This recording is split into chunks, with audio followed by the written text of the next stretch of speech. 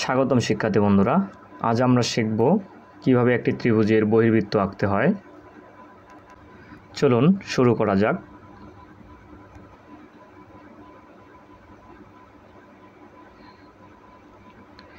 Scale ও রুলের সাহায্যে যে কোনো একটি সরল রেখা নেই।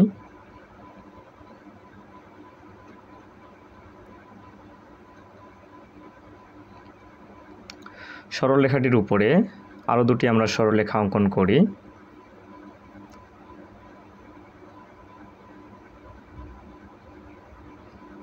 এবং সরলরেখা দুটির একটি মিলিত বিন্দু পাওয়া যায়, যেটি এ এবং বি এবং সি।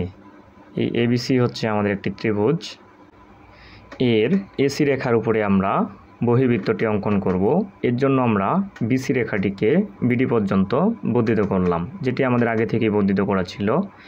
একইভাবে এবি রেখাটিকে আমরা এখন বর্ধিত করব।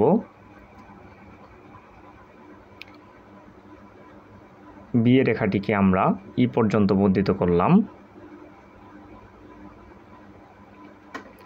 এখন আমরা কোণ ইএসি অর্থাৎ বহিস্থ কোণ, এটিকে আমরা সমদ্বিখণ্ডিত করব।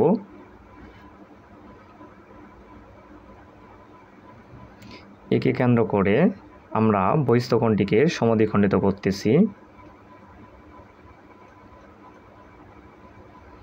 এর জন্য আমরা যে কোনো মাপের একটি বৃত্তচাপ কেটে নিলাম।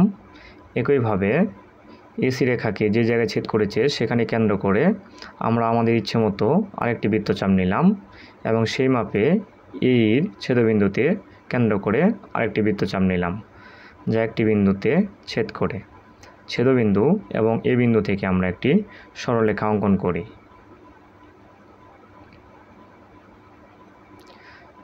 যা আমাদের কোণ বহিস্থকে সমদ্বিখণ্ডিত করে।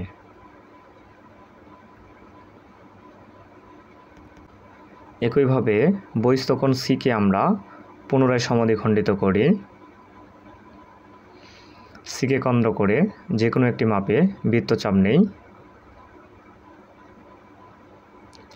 এবং পুনরায় যে কোনো মাপে আরও দুটি আমরা বৃত্তচাপ আঁকি।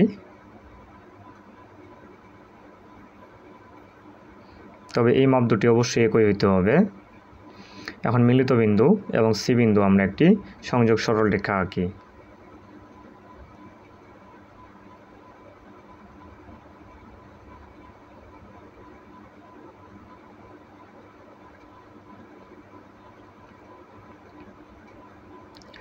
সংযোগ সরলরেখাগুলো বা সমদ্বিখণ্ডিত সরলরেখাগুলো অবশ্যই নিখুঁত হইতে হবে, নয়তোবা আমরা সঠিকভাবে আমাদের বহির্বৃত্তটি অঙ্কন করতে পারবো না।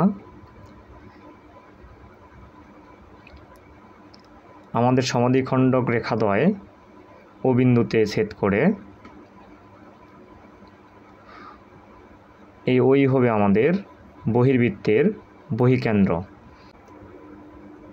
ও কেন্দ্র হতে এসি রেখার উপরে একটি লম্ব আঁকি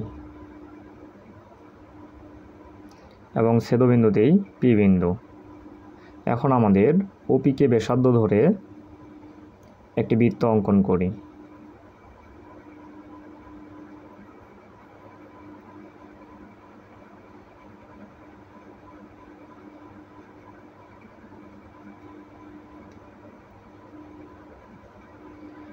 বৃত্তটি এসি রেখার পি বিন্দুতে এবং এই রেখার কিউ বিন্দুতে, একইভাবে সিডি রেখার আর বিন্দুতে ছেদ করে।